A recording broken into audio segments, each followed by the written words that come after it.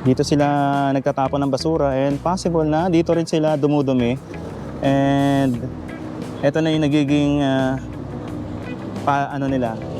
toilet. Ito yung gilid. Dito sa may eskolta. So ayan o. May mga gamit dyan and dito rin nagluluto. May mga dito, nangangalakal. Ayan sila kuya. Grabe yung nila rito. Hirap nila dyan. Dati may mga dito, mga nakatira dito ng mga informal settlers and binahayan talaga to dati.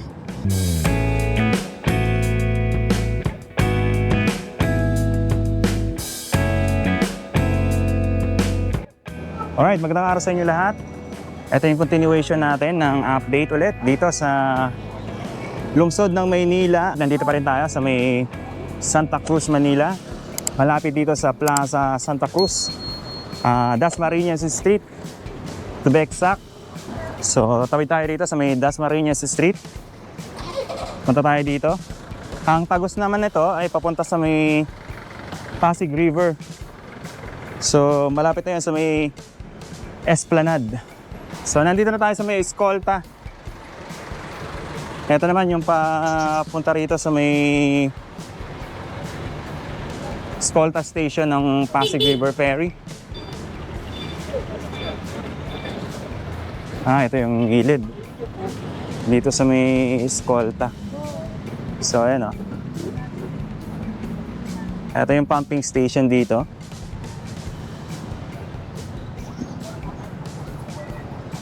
Okay, so tawid tayo. Ito yung Santa Cruz Church. Diyan tayo galing kanina. And dito naman sa part na to, dito parang malinis na yung estero dito. Kumbaga, banda ron sa kabila, nandun yung mga basura, yung mga kalat. And parang pinipilter nung pumping station dun. Pagdating dito, wala nang basura. Malinis na. Bago lumabas ng Pasig River. So banda ron yung sa may malapit na doon sa may Pasig River Esplanade. And dito nga pala dati marami din mga informal settlers. So dito lang pala yung basura, banda ron. Maganda rin yung ginawa nila rito ha. Ito yung Banquero Street sa may kanto ng Eskolta. Okay, so palabas na tayo sa may dito sa may Yuchenko Plaza.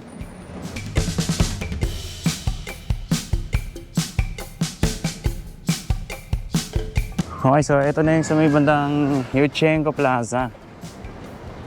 And dito makikita natin itong Pasig River Esplanade. Ito yung continuation nung estero dito. So dito, ayan, medyo nasala na nila. Kumbaga may may salaan na ulit ng dumi doon. So dito naiipon yung mga basura. And hindi na siya dediretso sa Pasig River. Alright, nandito na tayo sa may bandang Yuchenko Plaza. And dito sa harapan naman natin ay etong extension nitong Pasig River Esplanade. So makikita natin dyan na may mga workers ngayon dyan na gumagawa dito sa may malapit na sa ibabang parte nitong MacArthur Bridge. So nandun sila ngayon. Nakikita natin parang naghahalo sila ng semento ron. Wala akong nakikita ngayon na crane or backhoe na gumagawa ngayon dyan. Ang nakikita ko lang is itong mga workers dyan ngayon. Parang naghahalo sila ng semento dyan. So ito yung pumping station dito sa Estero de la Rina. So dito sa part na to, ang tingin ko ay ito yung nagpi-filter ng dumi. So bago lumabas dito sa Pasig River, kumbaga nakaharang na doon yung mga basura, ay nababawasan yung lumalabas na basura palabas dito sa Pasig River. So dito na yung Esplanade. And as you can see, wala masyadong tao ngayon. And hindi ganun karami yung namamasyal pagka ganitong oras pa.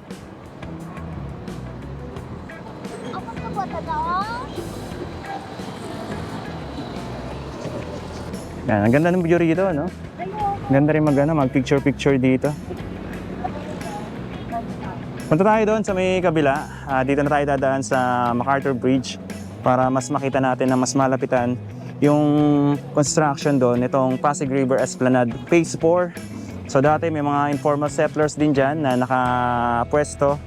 And ngayon, na ginagawa na to, nakabuti kasi wala na dyan yung mga informal settlers. Kasi dati binahaya niya ng mga, yung mga homeless. And itong ilalim ng tulay dito sa may MacArthur Bridge, naging tahanan niyan din dati ng mga informal settlers dito. Okay, so akit tayo dito sa may MacArthur Bridge. Ito yung dating college university rito. Itong Piatti University, dati sikat na sikat rin to. And nakikita nyo dyan, Henry C. Senior Campus. Ito naman yung daan dito sa baba nitong MacArthur Bridge. So mag-u-turn dyan sa baba. Papunta naman dito yan sa papuntang Avenida. Diyan sa baba medyo madilim yung daanan dito eh. Ito yung papunta ng Loton. Kung pupunta kayo dito sa may Liwasang Bonifacio, papunta rin sa may post office building. Ito yung daan. Diyan, papunta rin dyan sa may Pasig River Esplanade. Sa may kabila, yan naman yung Jones Bridge. Ito yung ibaba ng MacArthur Bridge. So, makikita nyo dito, Barangay 303, Zone 29. Parang sarado na tong barangay na to. Sarado na, nakalock na eh. And makikita nyo dyan, may mga gamit dyan. And dito rin nagluluto. And dito, sa ilalim nitong MacArthur Bridge, marami tayong mga basura na makikita rito. Ito yung ibaba. Nabuti na rin na nilagyan nila ng dyan, ng trash boom para yung mga water hyacinth, yung mga basura natatrap na rin dito sa baba. May mga dito nangangalakal. Ayan sila kuya. Grabe yung nila rito. Hirap nila dyan. Marami kasi sila makakuha dito ng mga plastic bottles. Ayan, yung mga mineral plastic bottles. So yun yung kinukolekta nila rito. Yan sina kuya. Ayan yan yung mga kinakalakal nila. Ang dami naipon mga plastic bottles dito, mga bote ng mga minerals na pwede pa nilang ibenta sa junk shop.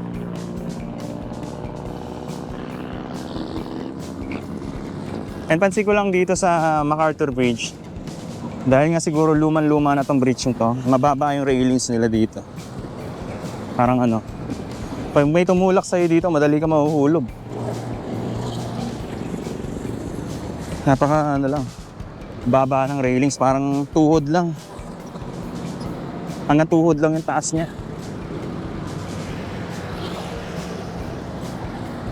So eto yung extension nitong Pasig River Esplanade. Makikita natin dito na mas malapitan. Dito marami mga informal settlers dati na nakapwesto dito. And dito marami rin mga basura na natrap dito sa nilagay nilang garbage trap or trash boom. Ayun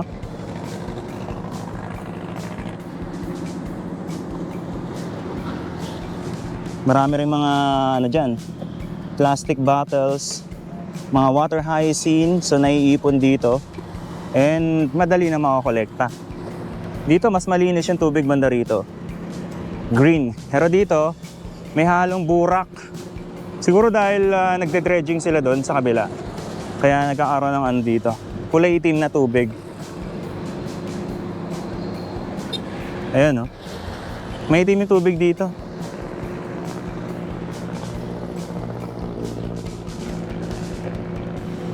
And ayun, ito na yung extension ng Pasig River Esplanade. Ito yung bagong construction ngayon dito na tuloy-tuloy na to kapag natapos na tong banda rito, ay susunod naman yung banda ron sa may kabila. Papunta naman to sa may Arroceros Park. And nakikita natin doon na may mga bakal na rin na in-install doon. Mamaya puntahan natin yan. Tawirin natin to. And ito, may mga graba na dito na nakatambak. Ayun, oh. So, ready na. Dati may mga ano dito, mga nakatira dito ng mga informal settlers and binahayan talaga to dati. Naalala ko kasi dati, pwede pang dumaan yung sasakyan dito. So, kung doon manggagaling sa may Quezon Boulevard, pwedeng mag-U-turn, pabalik dito, papunta rito, and palabas na doon sa may Manila Post Office Building. And dito sa part na to, dito dati marami mga nakatira mga informal settlers. So ngayon na inaayos na tong part na to, nalinis na rin at nawala na rin yung mga informal settlers dito. So as you can see, andun na yung mga poste, itong concrete na nakatambak dyan.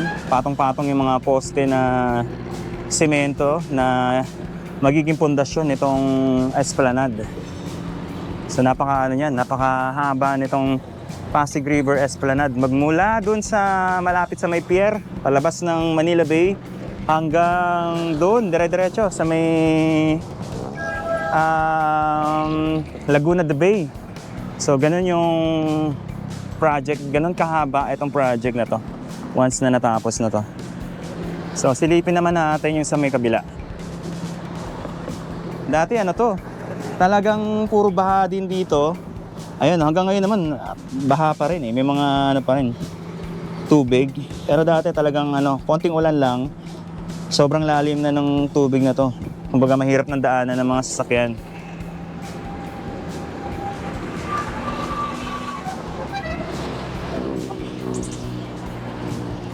Dito maraming mga kalat ng basura, oh. Sa gilid, parang naging tambakan. Etong ilalim ng MacArthur Bridge.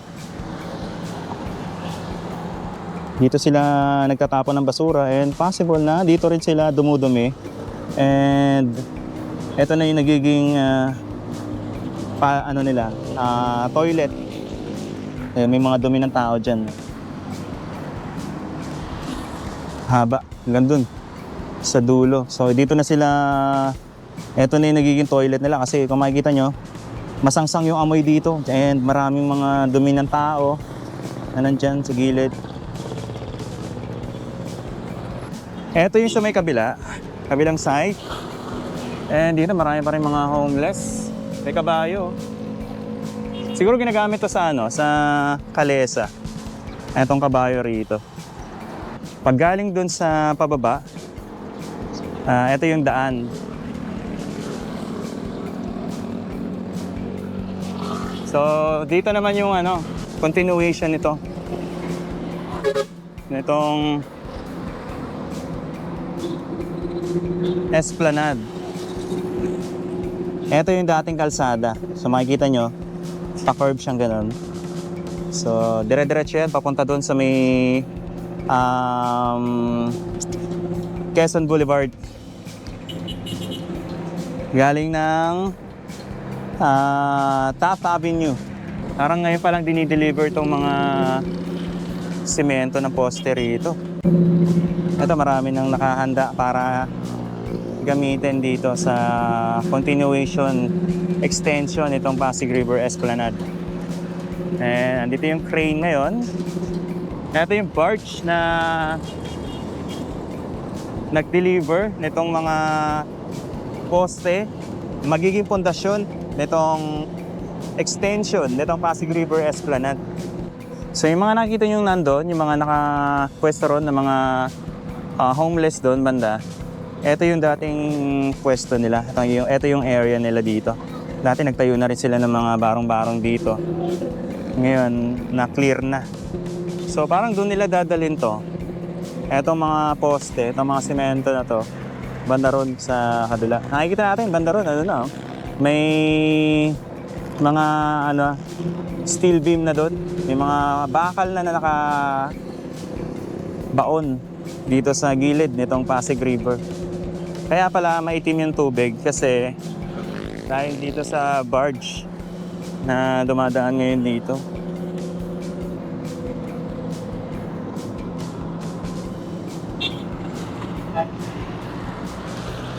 Alright, maraming salamat sa pagsama sa akin sa simpleng update natin dito sa may MacArthur Bridge.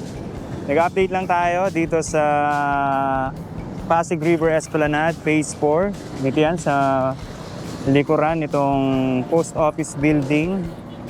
Patawid na dito sa papunta ng Loton Station nitong Pasig River Ferry. So ito na yung kaganapan ngayon dito. Meron ng mga bakal dyan. May mga pundasyon na ng bakal dyan.